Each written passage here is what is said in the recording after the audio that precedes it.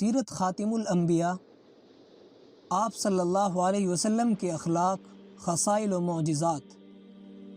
اخلاق شریفہ، آپ سب سے زیادہ شجاع اور بہادر، سب سے زیادہ سخی تھے۔ جب کبھی آپ سے کسی چیز کا سوال کیا جاتا تو فوراً عطا فرما دیتے تھے۔ سب سے زیادہ حلیم اور بردبار تھے، یہاں تک کہ صحابہ کرام رضوان اللہ تعالیٰ علیہ مجمعین نے کفار کی ایک قوم کے متعلق آپ سے عرض کیا کہ ان کے لیے بد دعا فرمائیے، تو آپ صلی اللہ علیہ وسلم نے فرمایا کہ میں رحمت ہو کر آیا ہوں، عذاب بن کر نہیں آیا۔ آپ صلی اللہ علیہ وسلم کا دندان مبارک شہید کیا گیا، مگر آپ صلی اللہ علیہ وسلم اس وقت بھی ان کے لیے دعائے مغفرت ہی فرماتے تھے۔ آپ صلی اللہ علیہ وسلم سب سے زیادہ حیا دار تھے۔ آپ کی نگاہ کسی کے چہرے پر نہیں ٹھہرتی تھی، اپنے ذاتی معاملات میں کسی سے انتقام نہ لیتے تھے اور نہ غصہ ہوتے تھے۔ ہاں، جب حدود خداوندی پر دست اندازی کی جاتی تو غصہ آتا تھا، اور جب غصہ آتا تھا تو پھر آپ صلی اللہ علیہ وسلم کے سامنے کوئی ٹھہر نہیں سکتا تھا۔ جب آپ کو دو کاموں میں اختیار دیا گیا تو ہمیشہ ان میں سے آسان کو اختیار فرمایا تاکہ امت کے لیے سہولت ہو۔ آپ صلی اللہ علیہ وسلم نے کسی کھانے میں کبھی عیب نہیں نکالا، البتہ مرغوب ہو تو کھا لیتے ورنہ چھوڑ دیتے تھے۔ آپ تکیہ لگا کر نہ کھاتے اور نہ میز پر بیٹھ کر کھاتے، نہ سینی پر، اور نہ کبھی آپ کے لیے پتلی چپاتی پکائی گئی۔ ککڑی، خربوزے کو کھجور کے ساتھ کھایا کرتے تھے، شہد اور تمام شیریں چیزوں کو طبعاً پسند فرمایا کرتے تھے۔ حضرت ابو ہریرہ رضی اللہ تعالیٰ عنہ فرماتے ہیں کہ حضرت صلی اللہ علیہ وسلم دنیا سے تشریف لے گئے اور کبھی آپ صلی اللہ علیہ وسلم نے اور آپ کے اہل بیت نے جو کی روٹی پیٹ بھر کر نہیں کھائی۔ آپ کے گھر والوں پر 2 مہینے صاف اس طرح گزر جاتے تھے کہ چولہے میں آگ جلانے کی نوبت نہ آتی تھی، بلکہ صرف چھواروں اور پانی پر گزر ہوتی تھی۔ آپ صلی اللہ علیہ وسلم اپنا جوتا خود سی لیتے تھے اور کپڑے میں پیوند خود لگاتے تھے، اپنے اہل بیت کے کاروبار میں رہتے تھے، مریضوں کی عیادت کرتے تھے۔ جب کوئی آدمی آپ کو دعوت دیتا تو خواہ وہ امیر ہوتا یا مفلس، اس کے یہاں تشریف لے جاتے تھے۔ کسی مفلس کو اس کے فقر کی وجہ سے حقیر نہ جانتے تھے، اور کسی بڑے سے بڑے بادشاہ سے اس کے ملک کی وجہ سے مرعوب نہ ہوتے تھے۔ اپنے پیچھے اپنے غلام وغیرہ کو سوار کر لیتے تھے، موٹے کپڑے پہنتے تھے اور گٹھے ہوئے جوتے پہن لیتے تھے۔ سفید کپڑے آپ کو سب سے زیادہ پسند تھے۔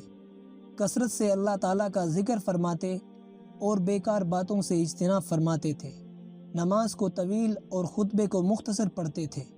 غلاموں اور مفلسوں کے ساتھ چلنے پھرنے سے پرہیز نہ فرماتے تھے۔ خوشبو کو پسند اور بدبو سے نفرت فرماتے تھے۔ اہل کمال کا اعزاز فرماتے تھے اور کسی سے ترش روی نہ کرتے تھے۔ مباح کھیل کو دیکھتے تو منع نہ فرماتے تھے۔ کبھی کبھی ہنسی اور خوش طبعی کی باتیں فرماتے، لیکن اس وقت بھی واقعے کے خلاف نہ بولتے تھے۔ تمام انسانوں سے زیادہ خندہ پیشانی، خوش خلق تھے۔ عذر خواہ کا عذر قبول فرما لیتے تھے۔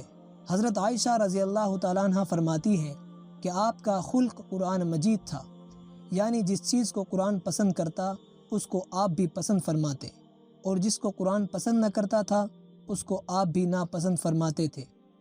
حضرت انس رضی اللہ تعالیٰ عنہ فرماتے ہیں کہ میں نے آپ کی خوشبو سے بہتر کبھی کوئی خوشبو نہیں سونگھی۔ معجزات۔ دنیاوی بادشاہ جب کسی کو اپنی طرف سے کسی صوبے کا عامل یعنی گورنر بنا کر بھیجتے ہیں تو اس کے ساتھ کچھ نشانیاں ایسی دی جاتی ہیں کہ جن کو دیکھ کر لوگوں کو اس کی گورنری کا یقین آ جائے۔ مثلاً کچھ حشم خدام اور فوج اور وہ اختیارات جن کو عام رعایا نافذ نہیں کر سکتی۔ اسی طرح خدا تعالیٰ کے رسول جب دنیا میں آتے ہیں تو ان کے ساتھ صدق و دیانت اور حسن خلق اور جملہ کمالات بشریہ کی نشانیوں کے ساتھ ایک قوت قاہرہ بھی ہوتی ہے، جس کے ذریعے سے معاندین کی گردنیں جھک جاتی ہیں، اور اسی قوت قاہرہ اور فوق العادات اختیارات کا نام معجزات اور خرق عادت ہے۔ ہمارے رسول اکرم صلی اللہ علیہ وسلم کے معجزات تعداد اور کیفیت کے لحاظ سے بھی تمام انبیاء سابقین سے افضل اور زائد ہیں۔